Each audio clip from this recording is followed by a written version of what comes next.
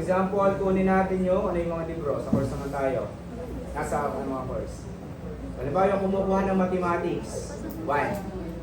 Check natin sino kumukuha ng ng mathematics. So, ang kumukuha daw niya ni si Alice at Charlie. So, tingnan natin. Si Charlie, Alice and Charlie. So, 1 and 3. Check natin dito. So, 1. Tama.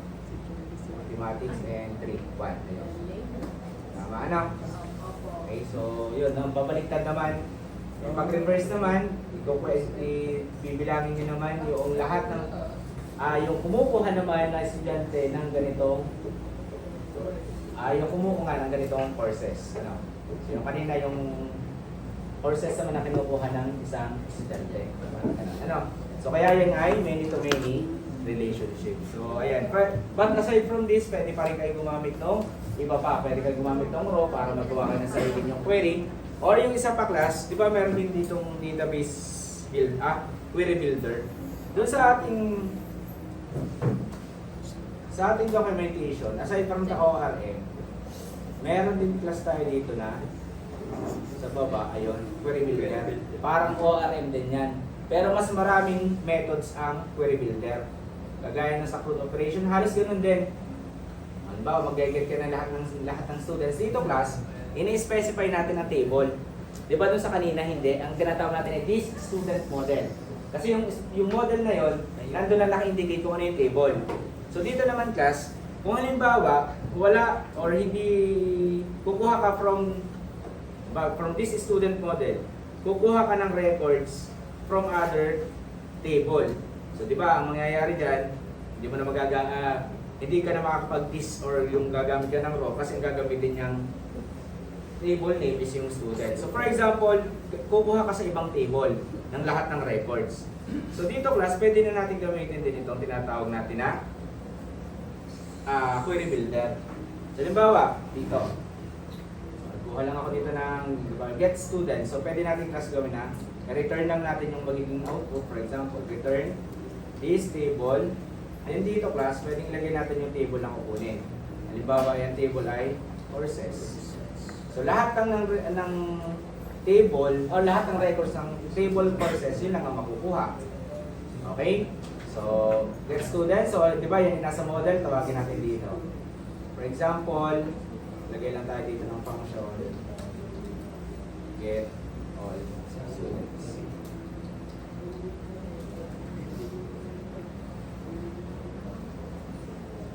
Ito na yun, itong get students na to, yan ang class yung nasa student model natin na yan.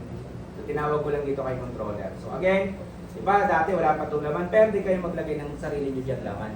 Nakadepende na yan kung ano yung gusto nyo ilagay, kung ano yung kailangan nyo na pwede magamit in the students model. So, gawa lang kayo dito ng method. And pwede nyo na rin siyang tawagin dito kay controller. Siyempre, gagawin ulit natin yan ng routes. Get all students, get all students.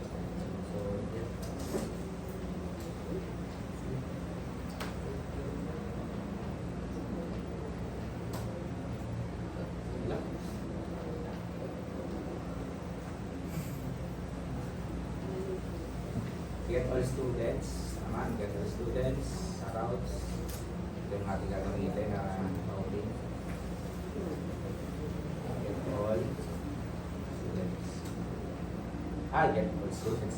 Courses pala yun. Courses nga pala yung ginamit natin. Ano? So lahat ng laman daw ng courses lalabas pag tinawag natin si get students. Then tinawag natin dito. Then ginawa natin ang route.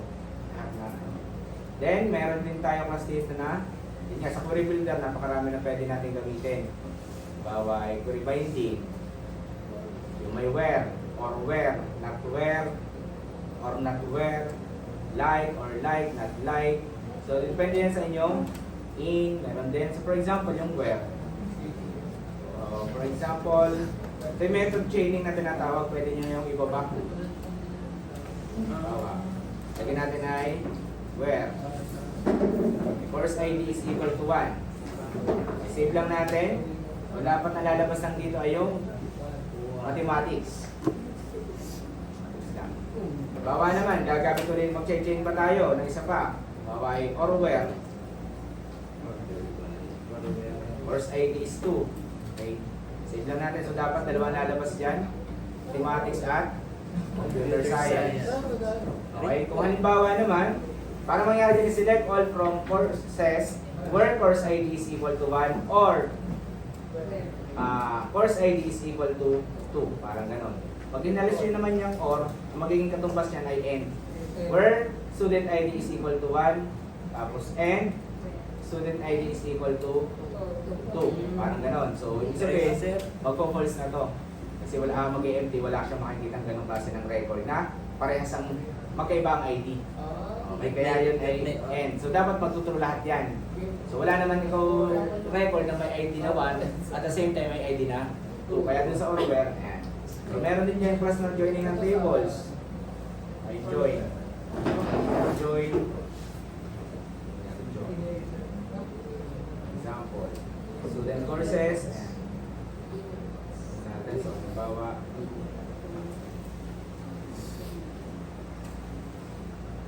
Walang tama yung binigay ni tama nga. Join lang siya. Huwag inulit-ulit lang kasi doon lang sa course. Hindi natin nananaw. Okay, so, ayun. Pwede nyo magdagdag. Basta yung muli-muli lagi dyan is yung get all.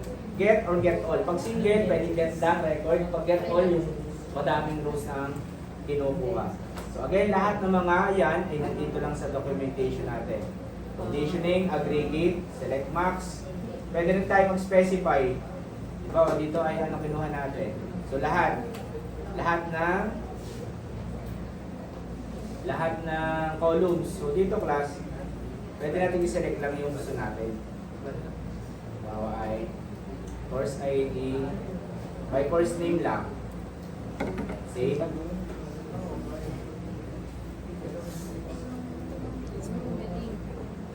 Course name lang ang mase-select. Hindi nasasama yung iba pa.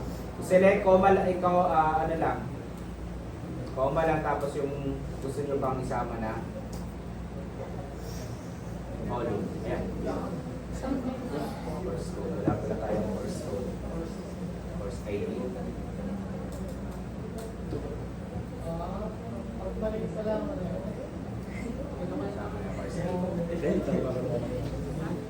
Okay, so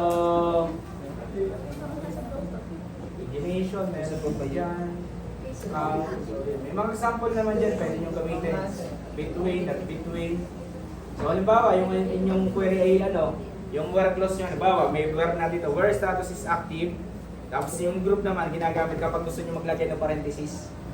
Ibig sabihin, after this query, meron kayong end na where, and where, pero yung where na yan, inagdala sa parenthesis para masunod yung PEMDAS. Minsan kasi may pagkakataon na gusto natin i-evaluate muna itong expression na to, condition na to, bago yung ibang condition.